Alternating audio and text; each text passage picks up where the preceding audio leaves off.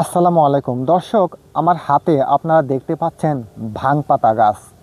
তো গাছটি দেখতে হুবহু গাঁজা বা সিদ্ধির গাছের মতো মনে হলেও এটি গাঁজা বা সিদ্ধির গাছ নয়। এই গাছটা কেউ চাষাবাদ করে না। রাস্তার আশপাশে উঁচু ভিটা জমিতে, পতির জমিতে আপনা আপনিই জন্মে। গাছটির বেশ ঔষধি গুণ থাকলেও সাধারণত কাউকে ব্যবহার করতে দেখা যায় না। এমনকি গরু ছাগলও এই গাছের পাতা খায় না। তো এই গাছটা অত্যন্ত কার্যকরী, ঔষধি গুণসম্পন্ন। বিশেষ করে দুইটি রোগের, দুইটি সমস্যায় এই গাছটা অত্যন্ত চমকপ্রদ কাজ করে।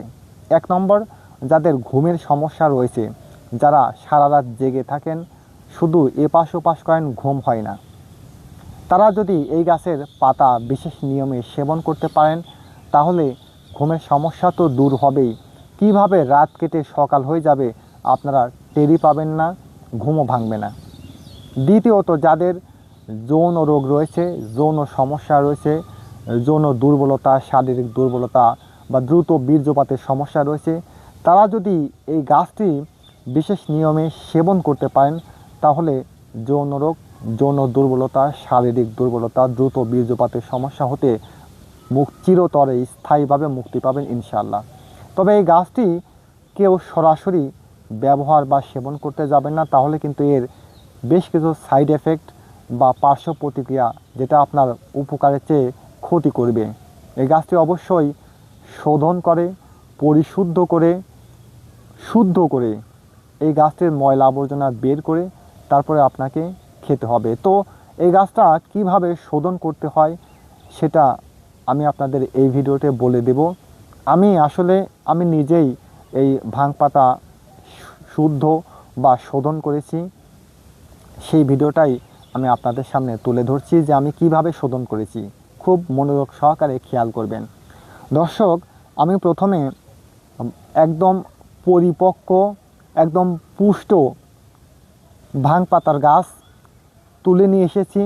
এরপর গাছ হতে আমি পাতাগুলো আলাদা করে ছিঁড়ে নিচ্ছি। আসলে এই ভাং পাতা গাছের সাথে এক ধরনের পোকা থাকে। আমি সেই পোকাগুলো খুব স্বচ্ছভাবে, খুব সাবধানতার সাথে আলাদা করে নিয়েছি। ভাং পাতাগুলো আমি পরিষ্কার পরিচ্ছন্ন করে, পোকা বের করে আমি ধুয়ে নিয়েছি। এরপর আমি যেটা করেছি, 2 লিটার পরিমাণ বা 2 কেজি পরিমাণ খাঁটি গরুর দুধ নিয়েছি। সেই দুধটা চুলায় দিয়ে কিছুটা ফুটিয়ে নিয়েছি বা গরম করে নিয়েছি। এরপর সেই চুলায় আমি ভাং পাতাগুলো ছেড়ে দিয়ে নাড়াচাড়া করছি এবং একদম কড়াভাবে মাটির চুলায় লাকড়ি দিয়ে জাল করছি। আমার ভাং পাতা জাল করতে করতে একসময় দেখছি যে এটা সিদ্ধ হয়ে গেছে, এটা আউড়ে যাচ্ছে, নেতিয়ে যাচ্ছে। এই ভাং পাতার যে সবুজ কষ ছিল, ময়লা আবর্জনা ছিল, সেটা একদম ছেড়ে দিয়েছে, বের হয়ে গেছে। এবং যে সাদা দুধ ছিল সেই দুধগুলো কিন্তু একদম এই কষ দিয়ে সবুজ হয়ে গেছে। অর্থাৎ ভাং পাতা সিদ্ধ হয়েছে এবং তার কষগুলো বের হয়ে দুধের সাথে মিশে গেছে, দুধ সবুজ হয়ে গেছে। ঠিক সেই মুহূর্তে আমি চুলা থেকে ভাং পাতা নামিয়ে নিয়েছি, চালনা দিয়ে সেঁকে নিয়েছি এবং হাত দিয়ে এটা চিপে নিয়েছি বা নিংড়িয়ে নিয়েছি। এরপর এই পাতাটা আমি ভালোভাবে কড়া রোদে শুকিয়ে একদম মচমচে বা মরমরে করে নিচ্ছি।